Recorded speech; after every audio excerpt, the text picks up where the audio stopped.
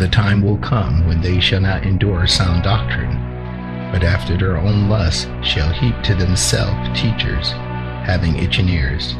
And they shall turn away their ears from the truth, and shall be turned unto fables.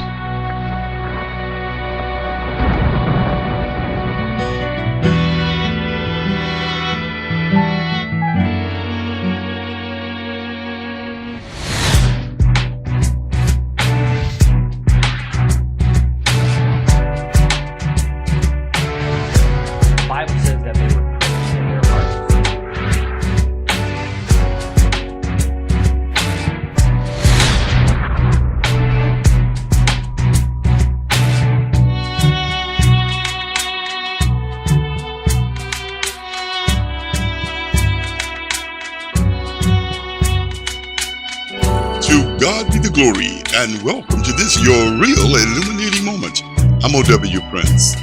Haven't you noticed that it is the vile, the wicked, the confused, the followers of false Sunday gods and worshippers of images and crosses, priests and pulpits who attempt to tell God how he should be God, and to tell the saints that they should abandon the way, the truth, and the life and become Christians? But they never tell themselves how to repent of their religious pride and obey God's laws and commandments and keep themselves away from sexual immoralities.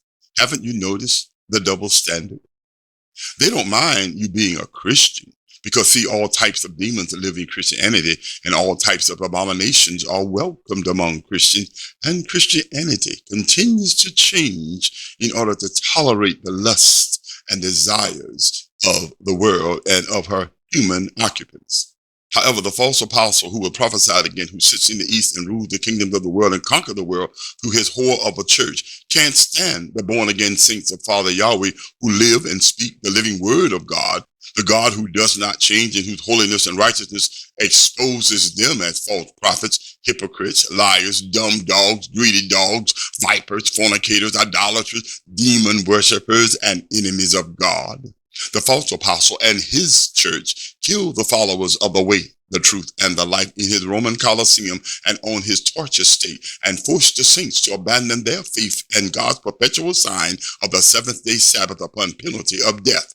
Read your church history and read your scriptures. It's in there. He established a nation-state religion that he named Christianity and used it to help conquer and colonize the entire world. We better repent of the mark of the beast and her false gods and pagan festivals and idolatrous religious and false Sabbath days. Hear you the word of God out of the mouth of his chosen and anointed prophets. For it is your decision to die and go to hell or repent. And it is written in scripture, and the great dragon was hurled down, that ancient serpent called the devil and Satan, the deceiver of the whole world. He was hurled down to the earth, and his angels with him. He will speak out against the Most High Yahweh and oppress the saints of Yahweh, attending to change the appointed Sabbath days and laws of Yahweh, and the saints will be troubled and deceived through his false faith, demonic doctrines, and pagan practices for an unknown length of time that only the Father knows. The kings of the earth were immoral with her, and those who dwell on the earth were intoxicated with the wine of her immorality. Fallen is Babylon the Great. She has become a lair for demons and a haunt for every unclean spirit, every unclean bird, every detestable beast. All the nations have drunk the wine of the passion of her immorality.